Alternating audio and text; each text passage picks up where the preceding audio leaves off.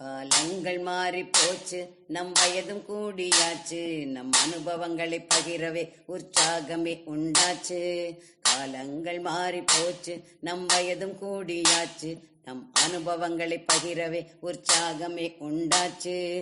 எங்கள் அனுபவங்கள் உங்கள் பொக்கிஷங்கள், எங்கள் அனுபவங்கள் உங்கள் பொக்கிஷங்கள்.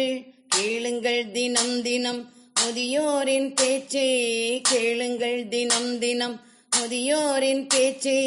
வாருங்கள் கொண்டாடுவோம், வாருங்கள் கொண்டாடுவோம், இது முதியோரின் காலம். பேசலாம் பகிரலாம் அனுபவம் அநேகம், பேசலாம் பகிரலாம் அனுபவம் அநேகம். காலம் மாறி போச்சு, நம் வயதும் கூடியாச்சு, நம் அனுபவங்களை பகிரவே உற்சாகமே உண்டாச்சு. காலங்கள் மாறி போச்சு, நம் வயதும் கூடியாச்சு, நம் அனுபவங்களை பகிரவே உற்சாகமே உண்டாச்சு. அறிவியல், ஆரோக்கியம் மற்றும் அன்றாட வாழ்வின் அனைத்து விஷயங்களையும் மூத்த குடிமக்களுக்கான இந்த அனுபவ நிகழ்ச்சியில் கேட்டு ரசிப்போம். வணக்கம். இந்திய அரசாங்கத்தின் அறிவியல் தொழில்நுட்பத்துறை, விக்யான் பிரசார் மற்றும் காரைக்குடி அழகப்பா பல்கலைக்கழகம் இணைந்து வழங்கும் அனுபவம் மூத்த குடிமக்களுக்கான சிறப்பு நிகழ்ச்சிகள். நிகழ்ச்சியின் கருத்தாக்கம் டாக்டர் ஆர். ஸ்ரீதர், ஆலோசனையாளர் மிஸ் கௌசல்யா, நிகழ்ச்சி ஒருங்கிணைப்பாளர் டாக்டர் பாரதி. வணக்கம். முதியவர்களுக்கு இணைய வழி தொழில்நுட்பங்களின் பயன்கள் பற்றிய திரு பிரசன்ன வெங்கடேசன் அவர்களுடனான உரையாடல் நிகழ்ச்சியின் தொடர்ச்சி. இந்த ஆன்லைன் டெக்னாலஜிஸ்ல இப்ப இவ்வளோ ஒரு நிறைய டூல்ஸ் எல்லாம் நீங்க சொன்னீங்க, அதை எப்படி எந்த மாதிரியா வகைப்படுத்தலாம், கேட்டகரைஸ் பண்ணலாம்?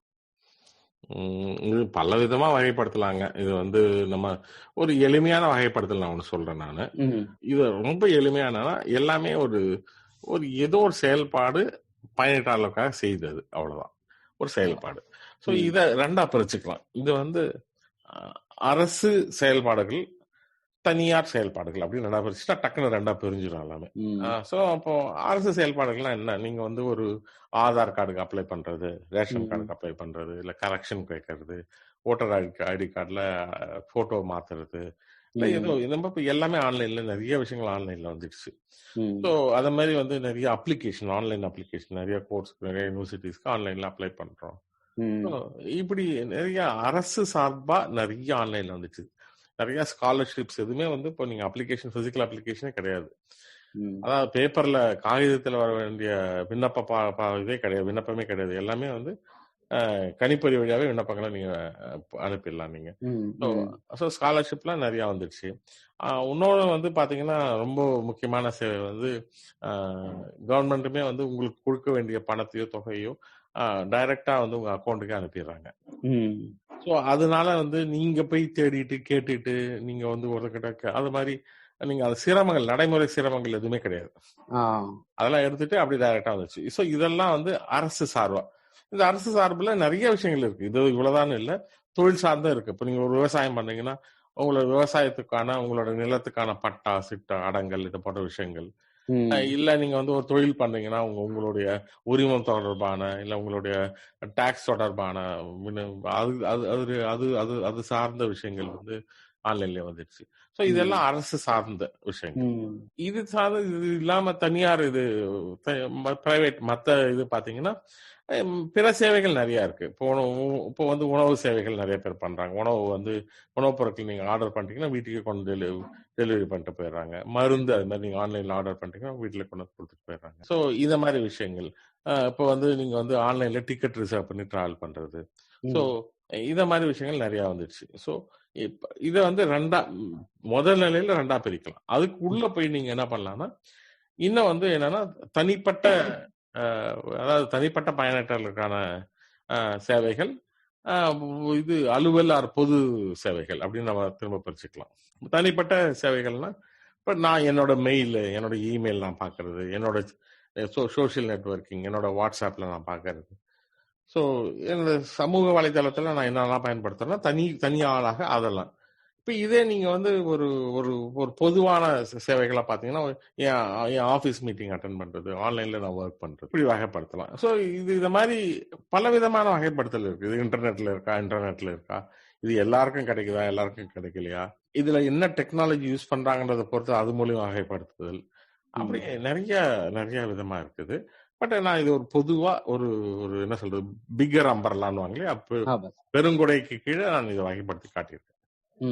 நல்ல வகைப்படுத்தல் சார் இது. இந்த ஆன்லைன் டெக்னாலஜிஸ் இந்த காலத்தில் நம் அனைவரையும் ஆட்கொள்கிறது என்பதை நீங்கள் ஒத்துக்கொள்கிறீர்களா? முக்கியமாக வயதானவர்களை. ஆம் என்றால் எப்படி என்று எங்களுக்கு கொஞ்சம் சொல்லுங்களேன் சார். ஆட்கொண்டதுன்றது அவங்க உணர்ந்தோ உணராமலோ ஒரு ஒரு சர்டன் லெவல்ல எல்லாருக்குமே இதுல இன்வால்வ் ஆயிட்டாங்க. ரொம்ப ரொம்ப ரொம்ப குறைந்த சதவீத மக்கள் மட்டுமே இதுக்குள்ள வராம வெளியே இருக்காங்க. இல்ல எப்படி சொல்றேன்னா, இணைய வசதியோ இல்ல நெட் வலைப்பின்னல் வசதியோ இல்லாத சில ஒரு கிராம மக்களோ அவங்கலாம் இருக்காங்க.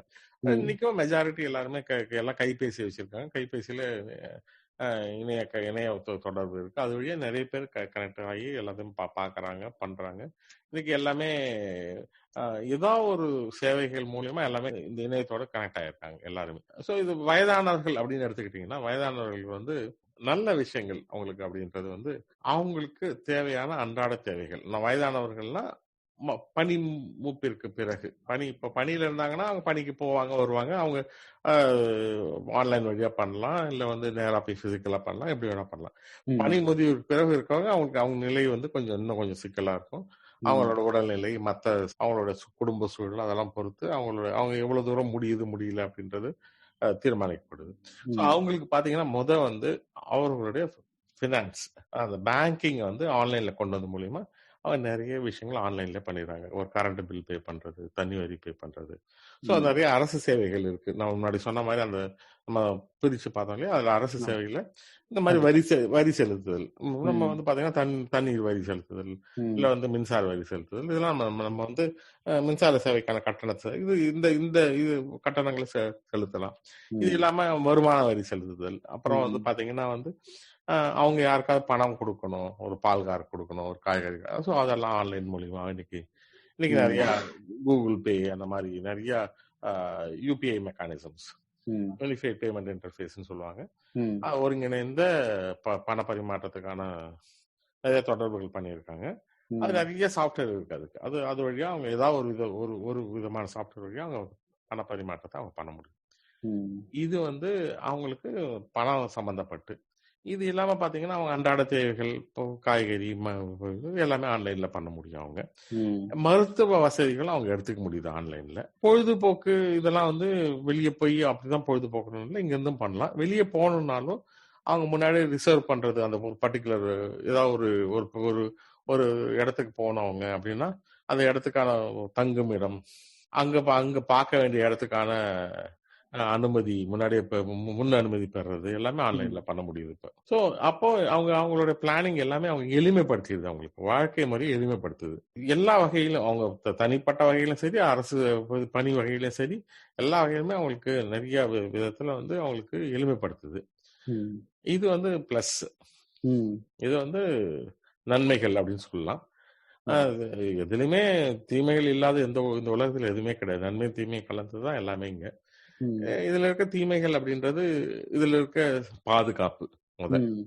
பாதுகாப்பு அப்படின்றது, நீங்க உங்களோட அக்கௌண்ட் உங்க டிஜிட்டல் ஃபார்ம்ல இருக்க உங்க அக்கௌண்ட், உங்க வங்கி கணக்கை வந்து எவ்வளவு முறையா பயன்படுத்துறீங்க, உங்களுடைய பயனாளரோட தரவு பாஸ்வேர்டு அது எப்படி பத்திரமா வச்சிருக்கீங்க, உங்களை தவறுதலா வழி நடத்துறதுக்கு நிறைய பேரு ஹேக்கர்ஸ்ன்னு சொல்லுவாங்க, அவங்க எப்படி ட்ரை பண்றாங்க, ஒரு ஃபேக் இமெயில் அனுப்பி, இல்ல வந்து அந்த பேங்கோட வெப்சைட் மாதிரியே, அவங்களோட இணையதளம் மாதிரியே அவங்க ஒரு காமிச்சு அதுல போய் நீங்க யூசர் நேம் பாஸ்வேர்ட் போட்டீங்கன்னா அதை எடுத்துக்குவாங்க. ஸோ இப்படி நிறைய ஸ்பூஃபிங், ஸ்பாமிங், ஃபிஷிங் அப்படின்னு நிறைய விஷயங்கள் நடந்துகிட்டே இருக்கு இன்டர்நெட்ல.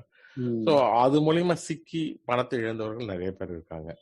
ஸோ அதுக்கான அவங்களுக்கான எப்பயுமே வந்து எப்படி நம்ம சமுதாயம் நிஜ சமுதாயம் இருக்கோ, நம்ம நிகழ்நிலையில இருக்கிற சமுதாயம் எப்படி இருக்கோ, அதே மாதிரி கம்ப்யூட்டர்ல ஒரு டிஜிட்டல் கம்யூனிட்டி, டிஜிட்டல் சமுதாயம் இருக்கு. அந்த டிஜிட்டல் சமுதாயத்துல எல்லாரும் நல்லவங்களா இருக்கணும் இல்லை, இந்த மாதிரி ஹேக்கர்ஸ் இருப்பாங்க. ஸோ இந்த மாதிரி விஷயங்களை வந்து எடுத்துட்டு போறவங்களும் இருப்பாங்க. ஸோ அப்போ அவங்க கிட்ட இருந்து எப்படி நம்ம பாதுகாத்துக்கிறதுன்றதுல தெளிவு இருக்கணும் அவங்களுக்கு. அதை பத்தி அவங்க கத்துக்கிறதுக்கான நிறைய இன்னும் வந்து அதை எளிமையா சொல்லி தரதுக்கான முறைகள், மென்பொருட்கள், இது தொடர்பான படிப்பு இதெல்லாம் வந்தா நல்லா இருக்கும். இது வந்து ஒரு பொதுமக்களுக்கு சேர்ந்து, நான் வந்து ஒரு ப்ரொஃபஷனல் லேர்னிங் நான் சொல்ல வரல, ஒரு பொதுமக்களுக்கு இந்த அறிவை கொடுக்கறதுக்கான சின்ன சின்ன சர்டிபிகேட் கோர்ஸ், டிப்ளமா கோர்ஸ் எல்லாம் வந்தா அவங்களுக்கு ரொம்ப யூஸ்ஃபுல்லா இருக்கும். அவங்களுக்கு வந்து ஒரு லேர்னிங் அவங்களுக்கு நடக்கும். இல்ல ஒரு ஒரு ஒரு கம்யூனிட்டி டெவலப்மெண்ட் மாதிரி ஒரு இடமா, ஒரு நகரமா போய், ஒரு பிரதேசமா போய் அவங்களுக்கு ஒரு எஜுகேஷன் கொடுக்கலாம். ஒரு கேம்ப் மாதிரி போட்டு, முகாம் மாதிரி போட்டு அல்ல ஒரு எஜுகேஷன் கொடுக்கலாம். இது எல்லா கல்வி நிலையமும் பண்ணுச்சுன்னா இது வந்து ரொம்ப உபயோகமா இருக்கும். இப்போ வங்கி கணக்கு எப்படி பயன்படுத்துது அப்படின்னு ஒரு ஒரு நிகழ்ச்சி நீங்க பண்ணலாம். அதுல என்ன ஆபத்து இருக்கு, அதுல என்னென்னலாம் பண்ணலாம், பண்ணக்கூடாது, டூஸ் அண்ட் டோன்ட்ஸ் சொல்லுவாங்க இல்லையா, இதை அப்படியே சொல்லி தரதுக்கு ஒரு ப்ரோக்ராம் பண்ணலாம். இது மாதிரி வந்து வங்கி கணக்கு மட்டும் இல்லாம மற்ற விஷயங்கள் எப்படி இருக்கும், எங்க கவனமா இருக்கணும், அவங்க தரவு, அவங்க டேட்டா எப்படி பத்திரமா வச்சுக்கணும், எதை சொல்லலாம் எதை சொல்லக்கூடாது, சோசியல் நெட்வொர்க்கிங், சோசியல் மீடியாவை எப்படி யூஸ் பண்ணணும், இப்படி நிறைய விஷயங்கள் நம்ம வந்து அவங்களுக்கு ஒரு வழிகாட்டுதல் மாதிரி நம்ம வந்து நிறைய ப்ரோக்ராம்ஸ் பண்ணணும். இதெல்லாம் அதுல இருக்க சில சிக்கல்கள். இது அவங்களுடைய தகவல்களோ, அவங்களுடைய பணமோ, அவங்களுடைய இதோ வந்து திருடப்படுறதை தடுக்கிறதுக்கு அவங்களுக்கு தேவையான நாலேஜ் தேவைப்படுது. இதுதான் அவங்க இந்த சிக்கல்கள் தான் அவங்க ஃபேஸ் பண்றாங்க நிறைய பேர். இதுக்கு பயந்து போய் நிறைய பேர் இந்த ஆன்லைன் டெக்னாலஜிக்கு வராம கூட இருக்காங்க.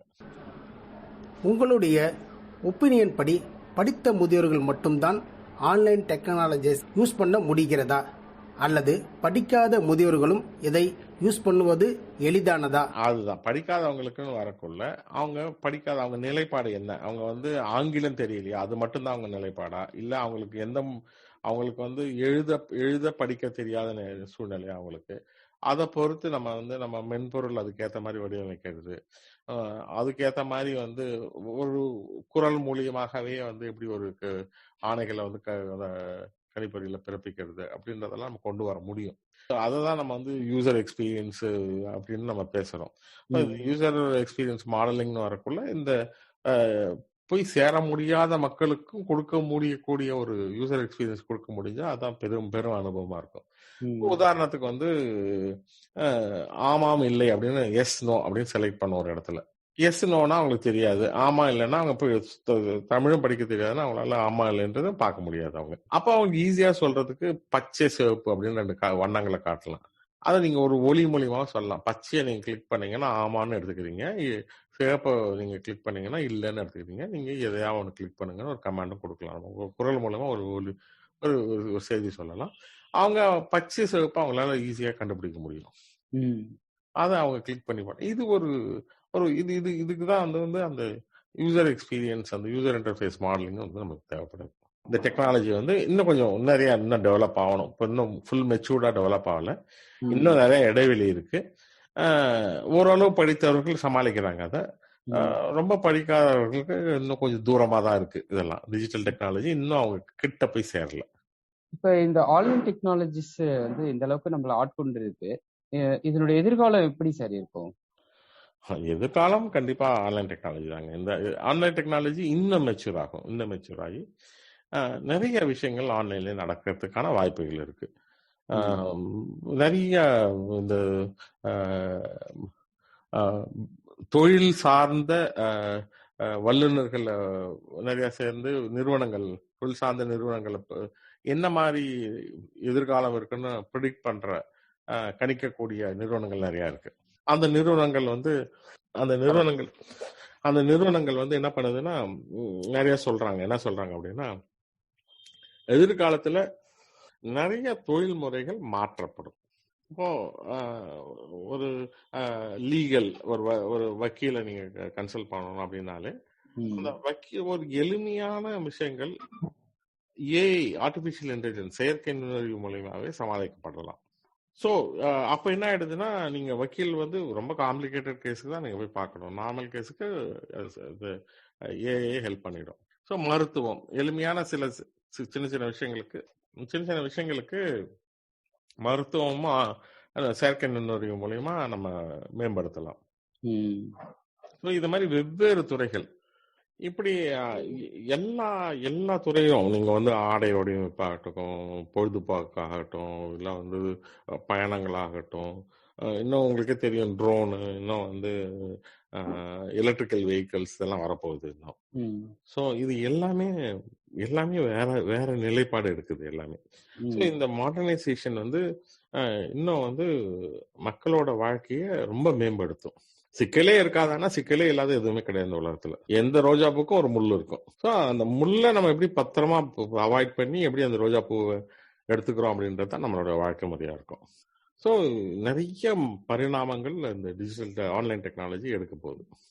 ஸோ அந்த அந்த பரிணாமத்தில் நான் முக்கியமாக பார்க்கறது நம்ம இந்தியாவில் நம்ம நிறைய கிராமங்கள் இருக்கிறதுனால அந்த கிராமங்களை சென்றடைகிற மாதிரியும், வயதானவர்கள் நிறைய பேர் இருக்கிறதுனால அவங்களுக்கு உதவி செய்யற மாதிரியும் நிறைய ஆராய்ச்சிகளும் நிறைய உதவிகளும் நிறைய படிப்பு, அதாவது நிறைய செயல் திட்டங்களும் லைக் ஒரு கேம்போ ஒரு அவேர்னஸ் ப்ரோக்ராமோ அந்த மாதிரி பண்றது நல்லா இருக்கும். இப்போ இவ்வளவு விஷயங்கள் நீங்க ஆன்லைன் டெக்னாலஜிஸ் பத்தி சொல்லியிருக்கீங்க. இப்ப இன்னும் வந்து இந்த ஆன்லைன் டெக்னாலஜிஸ்ல செயல்படுத்தப்படாத பாதுகாப்பு அம்சங்கள் என்னவா இருக்கு அப்படின்ற மாதிரி நீங்க நினைக்கிறீங்க? இன்னும் இந்த மாதிரியான விஷயங்கள் இன்னும் வரல, அது வந்து எதிர்காலத்துல இந்த மாதிரி எல்லாம் வரலாம் அப்படின்னு சொல்லிட்டு, அதாவது பாதுகாப்பு அம்சங்கள் இன்னும் வந்து நம்மளுடைய வயது முதிர்ந்த குடிமக்களுக்காக. வயது முதிர்ந்த குடிமக்கள் மட்டும் இல்லாம நம்ம மற்றவங்களுக்குமே இன்னும் வந்து அவங்களுக்கு இல்லாத குறைபாடு மற்றவங்களுக்கும் தான் இருக்கு. அது ஸோ அது பொதுவாகவே நான் சொல்றேன். நான் அது வயது முதிர்ந்தவர்களுக்கும் சேரும், அது கண்டிப்பா சேரும். மெயினா வந்து என்ன அப்படின்னா, வயது முதிர்ந்தவர்களுக்கு வந்து சில சமயத்துல மற்றவங்களோட உதவி எடுத்துக்குவாங்க. அப்படி உதவி எடுக்கக்குள்ள அவங்க வந்து ஒரு தரவு சொல்லோ இல்லை வந்து பயன்பாட்டாளரோட எண்ணோ அதெல்லாம் கொடுக்க வேண்டிய ஒரு சூழ்நிலை வருது. அது ஒரு டெக்னிக்கலா ஒரு ப்ராப்ளம் ஆகுது. அதை ஒரு பயோமெட்ரிக்கோ இல்லை ஒரு கைரேகையோ இல்லை வந்து கண்விழி பார்வையோ அந்த மாதிரி எல்லாம் எடுக்க முடிஞ்சா இன்னும் கொஞ்சம் அவங்களுக்கான செக்யூரிட்டி இன்னும் பெட்டரா இருக்கும். இன்னும் நிறைய இடத்துல அது வரல.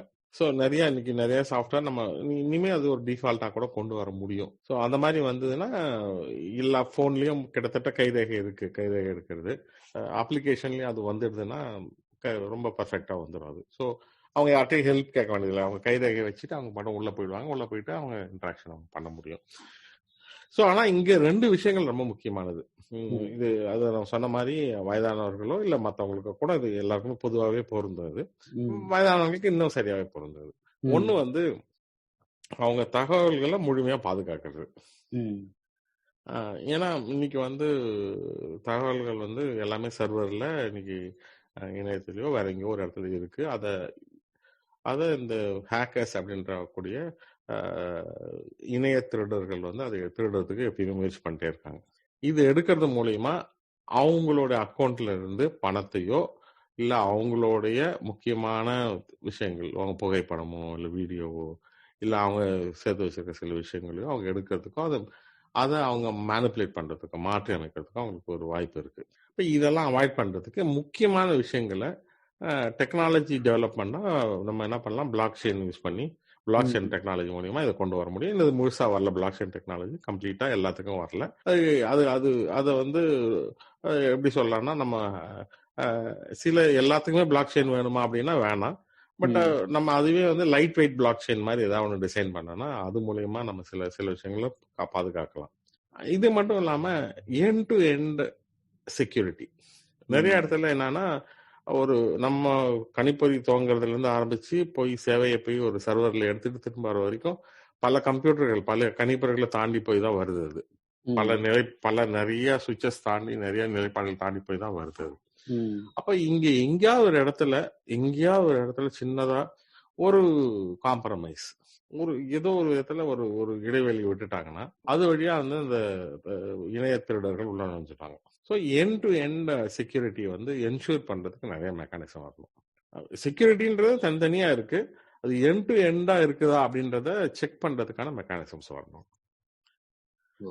அது மட்டும் இல்லாம நிறைய நேரத்துல நம்ம வந்து சூழ்நிலை சம்பந்தப்பட்டு இருக்கிறோம்.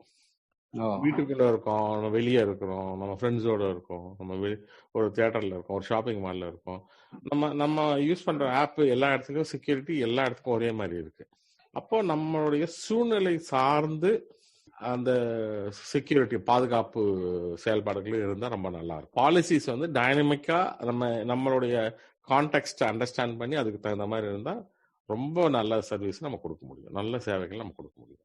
இது இல்லாம இன்னும் ஒண்ணு, ஏதாவது ஒரு குறைபாடு, இப்படி ஒரு பாதுகாப்பு குறைபாடு நடந்தா அதுல இருந்து மீள்வதற்கு எப்படி மீண்டு எவ்வளவு சீக்கிரம் வந்து நம்ம ஒரு இயல்பு நிலையை திரும்ப அடையிறது, அது ரிசைலன்ஸ் அது. அந்த ரிசைலன்ஸ் வந்து எவ்வளவு சீக்கிரம் அந்த மீட்சி நிலையை வந்து நம்ம எப்படி அடைய போறோம் அப்படின்றதுக்கான மெக்கானிசம்ஸ் கொண்டு வரணும். இது இல்லாம இன்னும் ஒரே ஒரு விஷயம் என்னன்னா பிரைவசி. இப்போ எனக்கு வேணாம் அதெல்லாம், எனக்கு சில விஷயங்கள் என்னோட விஷயங்கள் இது வந்து யாருக்கும் நான் வந்து அனுமதிக்கல அதை எடுத்து பயன்படுத்துறதுக்கு அப்படின்னு. பிரைவசி அப்படின்றத இன்னைக்கு வந்து பிரைவசி ஆல்மோஸ்ட் இல்லை. ஏன்னா பிகாஸ் டிஜிட்டலா மொபைல் வச்சிருக்கனால உங்க லொகேஷனோ உங்க இதோ வந்து ஃபாலோ பண்ணப்படுறதுனால நீங்க எங்க இருக்கீங்கன்றது வந்து எல்லா தகவலும் எடுக்க முடியும். ஆமா. ஸோ அந்த பிரைவசி, ஒருத்தவங்க பிரைவசி வேணும்னா அந்த பிரைவசி கொடுக்கறதுக்கான வாய்ப்பு இப்போ இல்லை. So we are forcing them to be there inside the digital technology. So அந்த பிரைவசி கொடுக்கறதுக்கான வாய்ப்புகள் அதை பத்தி யோசிக்கப்படலாம். ஓகே சார், ரொம்ப நன்றி சார். இந்த ஆன்லைன் டெக்னாலஜிஸ் பத்தி மட்டும் இல்லாம பொதுவாகவே இந்த ஆன்லைன் டெக்னாலஜிஸ் எப்படி வந்து முதியோர்களுக்கு உதவிகரமா இருக்கும், இன்னும் வந்து ஒரு சில விஷயங்கள் வந்து அது வந்து நம்மளை கஷ்டப்படுத்திட்டு இருக்கு, அதுல இருந்து எப்படி மீண்டு ஒரு பாதுகாப்பான அம்சங்களுடைய ஆன்லைன் டெக்னாலஜிஸை நம்ம முதியவர்களுக்கும் அனைத்து குடிமக்களுக்கும் நம்ம எப்படி வழங்க முடியும் அப்படின்றத ரொம்ப தெளிவா நீங்க சொல்லியிருக்கீங்க. உங்களுடைய ஆராய்ச்சி பணிகள் தொடர்வதற்கும் உங்களுடைய முயற்சிகள் அனைத்தும் வெற்றி பெறதுக்கும் எங்க நிலா FM சார்பா உங்களை வந்து நாங்க வாழ்த்தி உங்களுக்கு நன்றி தெரிவிச்சுக்கிறோம் சார். நிலா எஃப்எம்முக்கும் இந்த தொகுப்பை நீங்க தொகுத்து வாங்குற திரு சண்முகம் அவர்களுக்கும் நன்றி. ஆக்சுவலா இது மட்டும் இல்லாம உங்க கேள்விகள் ரொம்ப அருமையா இருந்தது.